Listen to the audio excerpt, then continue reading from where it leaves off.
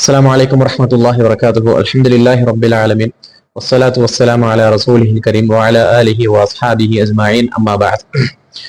இந்த வீடியோவில் Saudi universities, சவுதியில் இருக்கக்கூடிய பல்கலைக்கழகங்கள் அது பற்றிய சில தகவல்கள், அதில் எப்படி அப்ளை பண்ணுறது, அப்ளை பண்ணி நமக்கு கிடைச்சா அங்கே வந்து படித்தா அதில் என்னென்ன பெனிஃபிட்ஸ் இருக்குது அப்படிங்கிற சில தகவல்களை, எனக்கு தெரிஞ்ச சில தகவல்களை இந்த வீடியோவின் மூலமாக எனக்கு வந்த கேள்விகளை நான் மொத்தமா தொகுத்து அதற்கான பதிலாகத்தான் இந்த வீடியோவை நான் ரெக்கார்ட் பண்றேன்.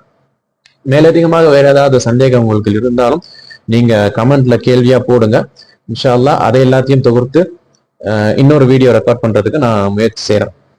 முதலாவது, நம்ம சவுதி யூனிவர்சிட்டிஸ் கான்செப்டை நம்ம புரிஞ்சுக்கணும். நம்மள பெரும்பாலும் நம்ம ஊர்ல இருக்கக்கூடியவங்கள்ட்ட சவுதியில என்ன யூனிவர்சிட்டிஸ் இருக்குன்னு கேட்டா அவங்க பெரும்பாலும் சொல்லக்கூடிய பதில் என்னன்னா, Mecca university, Medina university. Medina university ஃபேமஸா எல்லாருக்கும் தெரியும். ரெண்டாவது மக்கா யூனிவர்சிட்டி. இதை தவிர்த்து வேற ஏதாவது யூனிவர்சிட்டி பற்றி அவங்களுக்கு தெரியுமான்னு கேட்டா பெரும்பாலானவர்களுக்கு தெரியாது. காரணம், இந்த ரெண்டு தான் நம்ம கிட்ட ஃபேமஸா தெரிஞ்சிருக்கு. அங்கிருந்து ஆரம்ப காலகட்டத்துல உலமாக்கள் படிச்சுட்டு வந்து நமக்கு தாவா செஞ்சிருக்காங்க. அதனால நமக்கு அது பிரபல்யமாக தெரியுது. ஆனா சவுதி யூனிவர்சிட்டிஸ் அந்த கான்செப்டை நம்ம புரிஞ்சுக்கணும்னா வெறுமனே இந்த ரெண்டு யூனிவர்சிட்டிஸ் மட்டும் கிடையாது. சவுதியில ஏகப்பட்ட யூனிவர்சிட்டிஸ் இருக்கு. அதுல வெளிநாட்டு மாணவர்களுக்கு மக்கா யூனிவர்சிட்டி மக்காவிலையும் மதீனாலையும் என்னென்ன சலுகைகள் தராங்களோ அதே சலுகைகள், அதே பாடத்திட்டம், அங்க இருக்கக்கூடிய எல்லா பெனிஃபிட்டுமே இங்க இருக்கிறவங்களுக்கும், எந்த யூனிவர்சிட்டிஸ்ல படிக்கக்கூடிய மாணவர்களுக்கும் கிடைக்கும். எல்லாமே ஒரே மாதிரி தான் நடந்துகிட்டு இருக்கு. ஆனா நமக்கு மக்கா மதீனா இந்த ரெண்டு மட்டும்தான் பிரபலியமா தெரியுது. நான் அங்க சேரணும், அங்க படிக்கணுங்கிற நீயத்தை நான் தப்பா சொல்லல. இப்போ ஒரு இடத்துல நம்ம மதீனா யூனிவர்சிட்டியில ஒரு வருஷத்துக்கு லட்சக்கணக்கான அட்மிஷன்ஸ் வரும். ஆனா அதுல இருந்து ரொம்ப சொற்பமான எண்ணிக்கை தான் அவங்க எடுப்பாங்க. அதுவும் இந்தியர்கள் ரொம்ப குறைவு, குறிப்பாக தமிழர்கள் அதை விட ரொம்ப குறைவு. அப்போ இப்படி அதிகமான காம்படிஷன் இருக்கக்கூடிய இடத்துல நாமளும் போய் சேர்றதுக்கு பதிலா அதுலயும் சேரலாம். அதையும் ஒரு வாய்ப்பா வச்சுக்கிட்டு நம்ம மற்ற யூனிவர்சிட்டியும் ட்ரை பண்ணணும். இப்போ உதாரணத்திற்கு ஜத்தால் அப்துல் அசீஸ் யூனிவர்சிட்டி, ரியாதுல Saud university, Muhammad bin Saud, ஹஃப்ரல் பாத்தின், ஜாமியா தொய்யிபா மதீனாவிலேயே இருக்கு. மதீனா யூனிவர்சிட்டி பக்கத்திலேயே ஜாமியா தொய்யிபா இருக்கு. ஆனா அந்த யூனிவர்சிட்டி நமக்கு தெரியறது இல்லை. ஜாசான்ல ஒரு யூனிவர்சிட்டி இருக்கு, நஜ்ரான்ல யூனிவர்சிட்டி இருக்கு. இப்போ நானே படிக்கக்கூடிய கிங் ஹாலித் யூனிவர்சிட்டி அபஹால இருக்கு. இப்போ மக்கால இருந்து கிட்டத்தட்ட ஒரு 10 மணி நேரம் டிராவல். அப்போ நான் படிக்கக்கூடிய இந்த கிங் ஹாலித் யூனிவர்சிட்டியில இங்கேயும் மதீனா யூனிவர்சிட்டியில என்ன சிலபஸ் இருக்கோ, மாணவர்களுக்கு, வெளிநாட்டு மாணவர்களுக்கு என்ன சலுகைகள் இருக்கோ அதே சலுகைகளை நானும் இங்க பயன்பட்டுக்கிட்டு தான் இருக்கேன். இப்போ நாங்க படிக்கக்கூடியது வந்து ஷரியா. ஆனா கிங் ஹாலித் யூனிவர்சிட்டியில ஷரியா மட்டுமல்லாமல் மெடிசன் இருக்கு, வேற இன்ஜினியரிங் இருக்கு, கம்ப்யூட்டர் சயின்ஸ் இருக்கு, லாங்குவேஜ் அண்ட் டிரான்ஸ்லேஷன்ஸ், சயின்சஸ் இருக்கு. இப்படி மொத்தமா ஒரு யூனிவர்சிட்டியில என்னென்ன கோர்ஸ்லாம் தேவைப்படுமோ எல்லாமே மொத்தமா இருக்கு.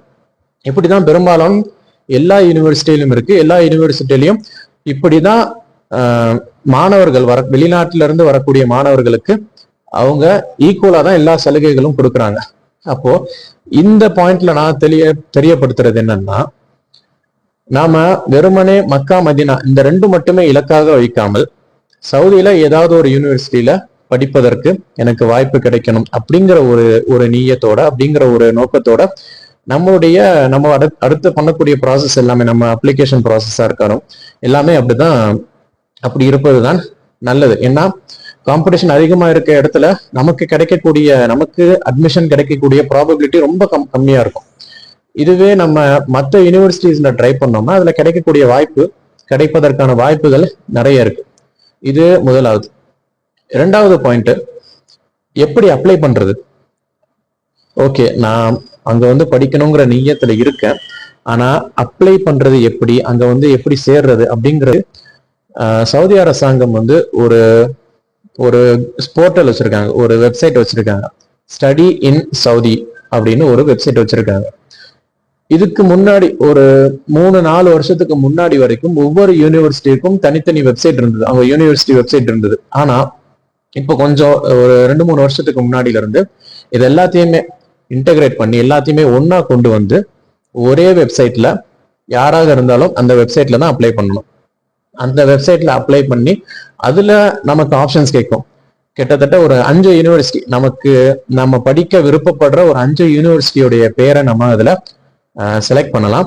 அது வந்து அந்த யூனிவர்சிட்டியுடைய அவங்களுடைய மேனேஜ்மெண்ட்டுக்கு போய் அவங்க சூஸ் பண்ணி அதுக்கப்புறம் தான் நம்மளுடைய செலெக்ஷன் ப்ராசஸ் எல்லாமே நடக்கும். இப்படிதான் அப்ளிகேஷன் ப்ராசஸ் நடக்குது. Website name study in Saudi.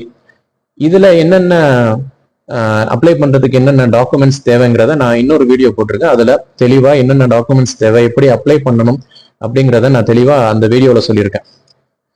இன்னொன்னு, சவுதியில படிக்கணும் அப்படின்னா வெறுமனே மார்க்க கல்வி மட்டும் இங்க கொடுப்பது கிடையாது.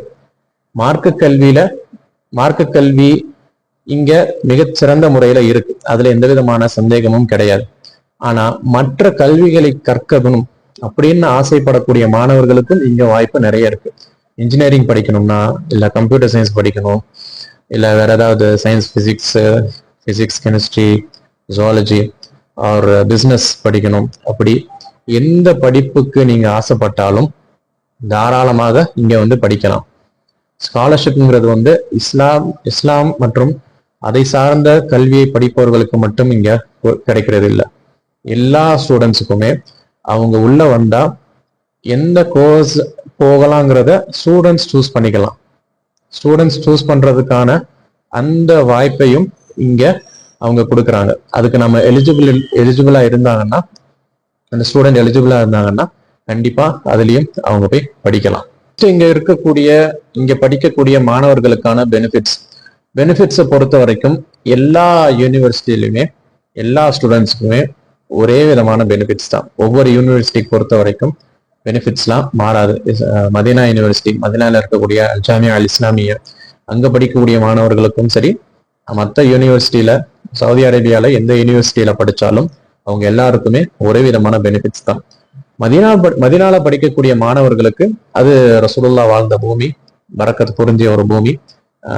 அங்க படிப்பதற்கான வாய்ப்புகளும் அங்க தாவா சென்டர்களும் நிறைய இருக்கக்கூடிய காரணத்தினால அவங்களுக்கு ஒரு கூடுதல் சிறப்பு இருக்கு. அங்க நிச்சயமா கண்டிப்பா மதீனால இருக்கக்கூடிய மாணவர்களுக்கு ஒரு கூடுதல் சிறப்பு இருக்கு, மதீனாலையும் மக்காவிலையும். மற்ற இடங்கள்ல கிடைத்தாலும் அவர்களுக்கும் சில சலுகைகள், அவர்களுக்கும் சில அவங்களுக்கும் பெனிஃபிட்ஸ், நிறைய பெனிஃபிட்ஸ் இருக்கு. அதுல முதலாவது பெனிஃபிட் அவங்களுக்கு எந்த விதமான ஃபீஸுமே கிடையாது. ஃபாரின்ல இருந்து வரக்கூடிய ஸ்டூடெண்ட்ஸ்க்கு எந்த விதமான ஃபீஸுமே, டியூஷன் ஃபீஸ், அட்மிஷன் ஃபீஸ்ன்னு எந்த ஃபீஸுமே கிடையாது. இரண்டாவது, அவங்க வருஷத்துக்கு வந்துட்டு போறதுக்கு, அவங்க ஊர்ல இருந்து இங்க வந்துட்டு போறதுக்கு, இங்க எப்படின்னா ஹஜ்ஜுடைய சீசன்ல தான் இங்க ஆனுவல் லீவ் மாதிரி. நமக்கு ஏப்ரல் மேல ஆனுவல் லீவ் இருக்கும். ஆனா இங்க எப்படின்னா ஹஜ்ஜுடைய சீசன் துல்ஹஜ்ஜுடைய ஆரம்பத்துல 1ல இருந்து ஸ்டார்ட் ஆகி துல்ஹஜ், முஹர்ரம் சஃபருடைய பாதி வரைக்கும், இல்ல முஹர்ரம் முழுமையா ஒவ்வொரு இடத்துலயும் மாறும். இப்படி இந்த 2 மாசம் தான் ஃபுல் லீவ் வரும். அப்போ அந்த லீவ்ல வெளிநாட்டுல இருந்து படிக்கக்கூடிய மாணவர்கள் அவங்க ஊருக்கு போயிட்டு வர்றதுக்கு, அந்த வருஷத்துக்கு ஒரு தடவை போயிட்டு வர்றதுக்கான டிக்கெட்ஸ் அவங்க ஃப்ரீயா கொடுத்துருவாங்க. முதலாவது டியூஷன் ஃபீஸ், அந்த ஃபீஸ் எதுவுமே கிடையாது. இரண்டாவது ஊருக்கு போயிட்டு வர்றதுக்கான டிக்கெட். மூணாவது இங்க தங்குறதுக்கு ஹாஸ்டல் ஃபெசிலிட்டிஸ் எல்லாருக்குமே ஃப்ரீ தான். ஹாஸ்டலுக்கும் யாருக்குமே ஃபீஸ் கிடையாது, எந்த பணமும் கொடுக்க வேண்டிய அவசியம் இல்லை, அவங்க ஃப்ரீயாவே தங்கிக்கலாம். நாலாவது ஃபுட்டு எல்லா யூனிவர்சிட்டிஸ்லயுமே குறிப்பிட்ட ரேட்டை விட கன்செஷன் ரேட்ல கிடைக்கும். இப்போ வெளியே ஒரு ஃபுட்டு 10 ரியாலுக்கு கிடைக்குதுன்னா ஸ்டூடெண்ட்ஸுக்கு உள்ள 4 இல்ல 5 ரியாலுக்கு கன்செஷன் ரேட்ல, குறைஞ்ச ரேட்ல கிடைக்கும் ஃபுட்டு. ஐந்தாவது, ஒவ்வொரு ஸ்டூடெண்ட்டுக்குமே ஸ்டைஃபண்ட் இருக்கு. மாசம் 840 ரியால் ஒவ்வொரு ஸ்டூடெண்ட்டுக்கும் மாசம் அவங்களுடைய பேங்க் அக்கௌண்ட்டுக்கே வந்துடும்.